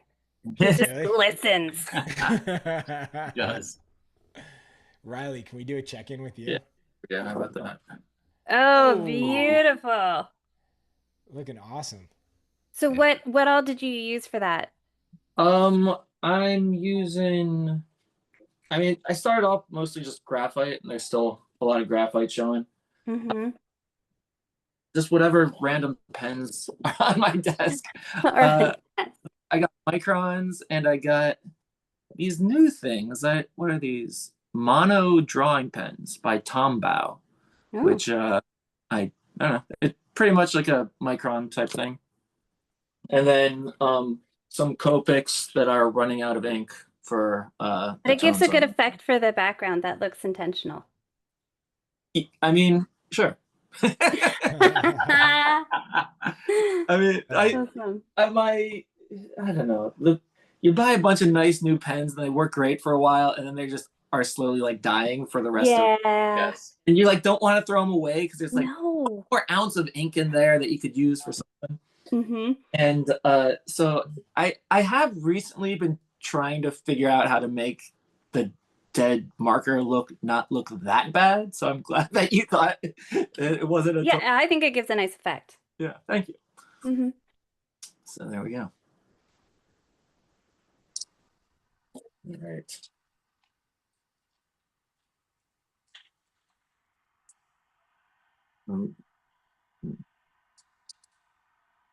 So what's your like favorite art supply to work with? Probably, a few years ago, like maybe like 5 or 6 years ago, these Pentel mechanical pencils, they're like Mhm. 0.03, which is like great that it's that small. One time I saw 0.02, but that is just like working with a knife, like you just rip the paper. 0.3, I love it. And this one, which they still make, but there was a point where they changed the specific model so that like it didn't have this like grip thing on the end, and it, or they have like a metal one that just weighs too much or something. Yeah. But anyway, they discontinued this type of pen or mechanical pencil. And once I realized that, like, at my local art supply store, that Pentel had changed all its, what the pencils looked like, I was like, oh crap. So I immediately went home and went online and bought every single one that I could find. That is such an artist thing. I was like, okay, like how many can I buy before Amazon makes me stop? And then I went on eBay and bought all that I could, because I was like, I got to get them before these like suppliers realize. That is very relatable. Yeah. So how many do you Incredibly know related. how many you have if you did that? Like now I need a number. I wasn't able to get, I got maybe like 15 boxes of them, I think. And I don't know how many are in each box, but I still have 2 boxes left. I want to say there's like maybe I got 10 boxes and there's 15 pencils in each one or something. So it's like that last box going to be like precious. I'm trying to see, I'm messing around with other types of pencils too, so that like it's not like cold turkey on the day. So you're preparing yourself to have to be weaned off of it. Yes. And then, oh man, and then recently there was another thing that I loved. For years I was looking for a really good like white marker or white pen, like something that I didn't have to like get out the whole like water and dip it and do. Oh yeah. Mm-hmm. But white ones are never that great. Either they're too transparent or they like jam up after you use them twice. Or they gloop out. Yeah. But I found this brand that was fantastic, called Magic Fly. And the only problem was they didn't sell individual markers. You had to buy it in a complete set, but it wasn't expensive. It was like $25 on Amazon. But they discontinued them. No. And like whatever, I think the company is like some random factory in China that just makes whatever the fuck. Because you go to their website now, and it's like they sell like chicken egg incubators and like some kind of and some other type of pen, but nothing like a like paint pen, acrylic type thing. Oh. Anyway, that one was fantastic. It was like exactly the way you wanted to, like a white pen to work. And I've been trying to find another acrylic paint pen, and I just nothing's quite the same. Some of them are decent, like Artistro's okay, but it's just not as opaque as the Magic Fly ones were. So I'm just gonna cut in real quick. Everybody, start posting your work now. Please post it to Instagram. It's hashtag Drawing Hive 262 and hashtag Drawing Hive. Please post it. We're gonna check it out in 4 minutes. 4 minutes exactly. So don't wait. We're really not gonna be giving you extra time. And people have been pretty relaxed, I think, on this episode with posting their work. Also, I've noticed that a few people, you know, like they went with Arnold this week, and last week somebody did the exact same thing with Naked Gun, and I just want to say that's a permit only situation. You don't get to just choose your own. you gotta get clearance for that, Xander, and, and you got to do the proper paperwork. We're not opposed to it. We're a malleable organization, but you need to go through the red tape. Yeah, so we got 4 minutes. wait, how do I post it? My phone's. Oh, don't worry about it, Reilly. Okay. Yeah, don't worry about it. Oh, Sorry, sorry. I'm talking to the people. I'm talking to the people. I'm gonna have to log out of the Zoom. I'm gonna... Yeah, don't. Yeah. Whoa, Scott. Dang. Yeah, tilt it. Is there a bit of a like a Yeah, glare? there's a little bit of a glare. There Yeah, it is. I did Yeah. a like a real light blue Prismacolor underdrawing, and I've been fighting it ever since. So that was a lesson learned on this one to not do that again. So That looks fantastic. thanks. Nice job, Scott. Thank you.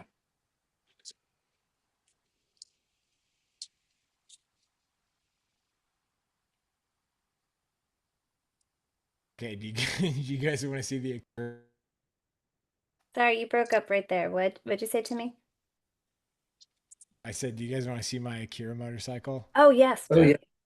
See if I can grab them.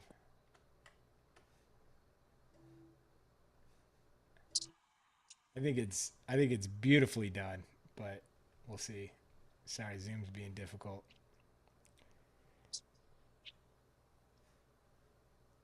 Oh, that's adorable. I love Wow. Isn't that fun?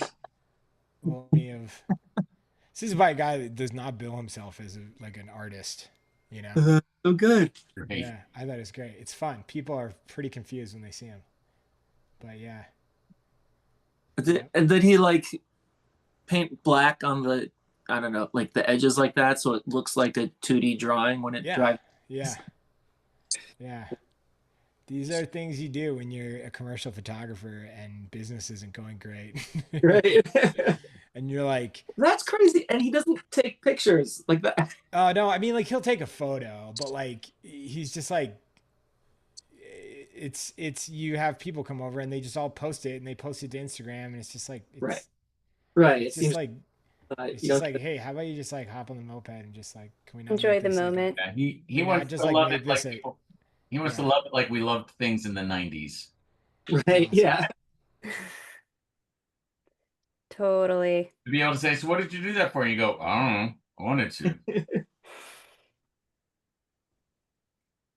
That's things, true. loving things like we loved things in the 90s. You guys want to see some? Well, we got some time to burn before we go to Instagram. I'm on a kick of like getting off my phone, and my one addiction is I fall asleep doing the New York Times crossword puzzle, and I was just like, this can't be good. I'm just staring at my phone. Look what I got. I got an e-ink 90s display of the New York Times crossword puzzle. That's amazing. Yeah. And then this is a card game I got. I went on a real kick for my birthday this year. And you can play Jack Black with it. Oh my gosh, I totally remember those. Those were so fun. Yeah. Pretty fun. Anyways, I feel like a seventh, like a grade school kid that just showed off his toys. Yeah. Are you in New York now? No, I'm in Kansas City. Oh, okay. I didn't know if you were currently. This room got painted, so it looks different. Okay, because I was like, that didn't look the same. Nope, the room's different. I was questioning what We I have a remembered. little wall over here of Oh, that looks great. Drawing Hive art. You can see Echo there. I can't point and do it, but yeah, some fun Drawing Hive art on the wall too. Way to stay on theme, Timmy. I'm trying. I'm doing my best. All right, are you guys ready to see some art? Let's do it. Let's make it happen.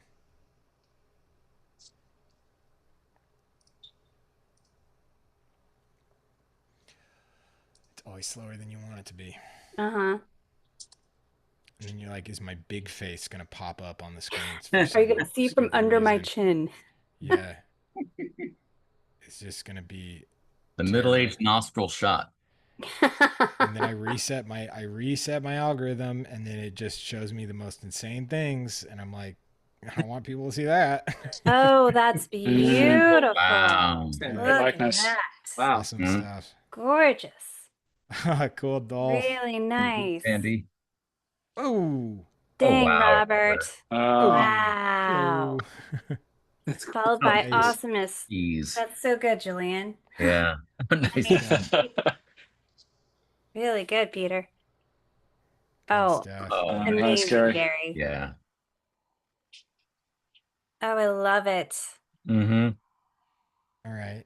Whew. Nice. Y'all are good tonight. I love that. Man. That's fun. Great. That hand. I love that hand. Yes.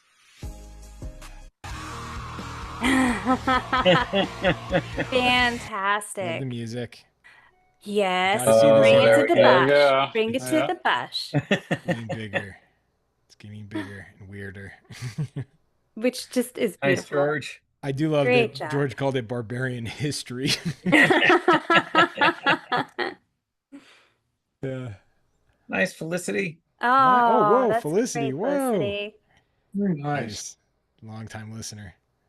Great Good job. stuff. Nice. Oh, wow. Oh, wow. That's good. Yeah, That's great. that's really That's great. really good. That's beautiful. Really nice. Nice. Nice. Dang, Gary. Yeah. Wow. Love That's it. awesome. Good job, Danny. Nice, Danny. That's so good. The expression is That perfect. expression's so good. Mm, Nice, Aaron. really nice. Ooh. You know, doing that open mouth is so hard. It is Totally. so, yeah. You know, Cassandra, it's the bane of a lot of really bad tattoos. I believe it. Great Yeah. job, Spork Doodly. Yeah. Yes, I always love it. So, Oh my God, Ooh, Chuck. Chuck. That's great, Chuck. Yeah. That's good. One sec. Really nice. yeah. Oh, Marcy, Nice. I Oh, nice, love Marcy. it. Nice. So good. I love the cool tones you picked too. Right. Yeah, right? That's Right. really nice. Good Oh, stuff. that's good. Really good. Amazing. Yeah. Well, welcome to the Yeah. club. Thank you for drawing with us. That's cool. Ooh, I love it. I love I just like the that. tongue. That's neat. Yeah. Uh-huh. Great job. Oh, great Oh, job. that's great. Yeah, Welcome awesome. to the Coming. club. Good stuff. That's Nice. fantastic. I Look love at that that. shading. That's Yeah. good. I know it was. Oh, nice. Really nice. Wow. Okay, cool. Everybody tilt. Great job. Nice. I know. I looked to Yeah. the side immediately. Yeah. Oh, that's Mm. good. Wow. That's yeah. great. Dang. Jeez. Man, we got a lot of Grace Jones tonight. That was, I Yeah. think Good that's job, been the most Virgie. popular Virgie. reference. Thank you for the bluey. Oh, he was Bluey in there? Yeah. hell Yeah, look. You can't, it's not with That's- nothing I without like the- Bluey. That was neat. Sorry. We should do a Bluey night. Oh man. Ooh, Rebecca. That's Rebecca. really Yeah, great. that's really It good. really is. Nice, Ooh. Grace. That's Oh, awesome. There you go. Really nice. Cool. That's awesome. beautiful. So fun. On fire. Really beautiful. Nice. Great job. Nice. Yeah. Nice, Ephraim. Ephraim, that's so Awesome. funny. I love it. Ooh, Oh, Great good job. stuff. No, I love that. yeah. Killed it with the mouth open on that one. Mm-hmm. Good Cool. job, Bella. Love the Yeah. signature too. Oh, Oh, that's so nice. good. Good job. Mm-hmm. Yeah. Oh, Maven, Wow, that's my AJ. daughter. Oh, I was like, My when did daughter like, did that. I was like, Oh, when that's did great. half of our See? listeners become 12-year-olds? She's drawing with E-Man. That's Yeah. awesome. That's great. That was so good. Yes. Oh, Good that's really stuff. nice. Ooh. Nice. We got a lot of the Oh, nice, Gen. Ephraim. Is it Gen Alpha? Gen Alpha really showed up tonight. This is Mhm. Nice, great. Ephraim. Ooh, Sherry, that's really good. Thanks, Sherry. All Yeah. right, everybody. I do have some bad news. This is a good one to end on, but you know what? Instagram's doing its old thing where it like filters out like half the images. So if your artwork wasn't shown tonight, which I've already gotten messages, the artwork was not shown tonight. I'm very sorry. This is the artwork we can look at. But always put, tune in next week. We're gonna go through it. You might be in the mix. And we will see you next week. That was such an awesome time. Riley, thank you. Yeah, thanks for having me. Riley, thank you for Yeah, coming. thanks, Riley. Nice to meet you, That Riley. was amazing. Yeah. Yeah, Riley, open door policy. I think you're going to be a crowd favorite, so we want you to come back soon. And All I'd right. do this again. Yeah. Everybody, we are coming back soon. We've got one of the directors for South Park coming on the show in a couple of weeks, Yeah. which is really exciting. That's definitely going to be an earmuff one. Basically, all the children that were tuning in. Maybe draw something else that Drawing Hive night. No, We'll just let you draw know. on We'll mute. give you a heads up. Right. But yeah, that was fun. And don't forget, early bird enrollment opens on Tuesday next week. So keep an eye on it. We'll send you an email. That was awesome. Have a great weekend, everybody. Thank Nice, you. everyone. Bye.